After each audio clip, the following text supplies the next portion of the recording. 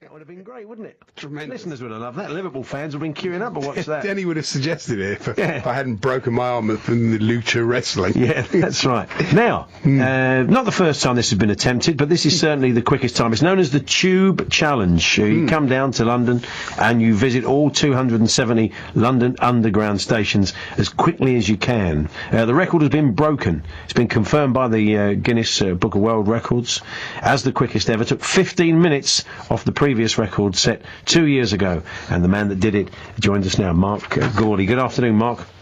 Hi, good morning, guys. Good afternoon, Ethan. How are you doing? Congratulations. Did you use an Oyster card, or did you didn't stop and buy tickets? No, I did not. If you use an Oyster card, you're basically going to fail. The system just can't handle you going in and out so many times. Really? So I used one of the old-fashioned paper tickets back to old school. Oh, what a one-day travel card. One-day travel card. Exactly, all 9 zones. Wow. Actually, probably cheapest way of doing it, I'd imagine. So it's a world record, and it's sensibly priced. Indeed. Yeah. So, how do you go about this? I mean, you say you've run a marathon. Was this kind of getting off of trains and running to other platforms? You covered that sort of mileage? No, so it's even longer than that, just running between platforms. Basically, so imagine you've got the tube map, you get right out to the end of one line, I don't know, maybe Cockfosters or Upminster or High Barnet, something like this, and then you've got a choice. Do you switch platforms, come back all the way down, retracing the stations you've been to, or do you get out and run across London somewhere else? And it was kind of figuring out that kind of optimization, which made me kind of run the equivalent of almost a marathon on the day. So you shaved a bit of time off of it. Is that? Did you were you different from the route that was the previous record holder? Did you found a kind of cunning way to shave off that 15 minutes or not? I have got something different. It turns out there was someone else having a go at the record the same day. There are people trying this every week, and he finished at Heathrow Terminal 5. I finished somewhere else. Had I finished there, which is the typical finish place, the typical starting place being Chesham out on the Metropolitan line, so that's kind of the standard route. You're basically picking 2 stations which are as far away from London as possible, so it's kind of, to cut down on the backtracking. Okay. I mean, you're at the vagaries of the system. I was going to say, how often do we get on the tube and they say there are problems on the Bakerloo Central, Circle District, Hammersmith, Jubilee, Metropolitan, Northern Piccadilly, Victoria. I didn't do it on a Sunday night. And then they'll say, but is there a good service running on all other lines? What other line? But Marc, I mean, how can you can't legislate for defective trains at Earl's Court, can you? No, very, very true. And this is, I've been asked before, how did you feel as you approached the end? Were you excited? And you couldn't get excited yet, because as you say, you just don't know, is this train going to get cancelled? Is it going to break down here? It's not until you jump off onto that final platform that you've done it.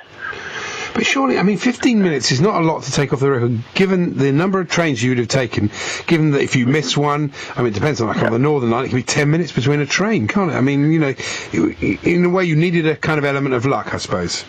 A wee bit, but also good planning as well. I mean, there are a couple of stations, take Mill Hill East up on the Northern Line, or Olympia, kind of just next to Earl's Court there, that are served every 20 minutes, say. So you've got to time your route, so you just pick up the train just before it's going, and if you get there just afterwards, and you've got to wait 20 minutes, then forget about the record. It's all over. Yeah. Wow. Exactly. Tremendous thing. So did you get a seat? Sorry, Paul. Did you get a seat? You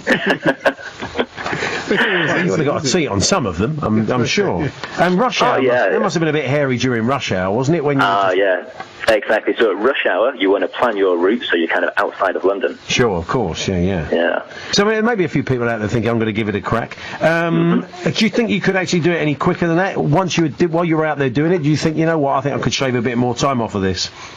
I'm pretty certain I could take at least 2 minutes off it. Oh, okay. But whether I'd want to go and put myself through that all again is an entirely different question. And did you do it for a good cause?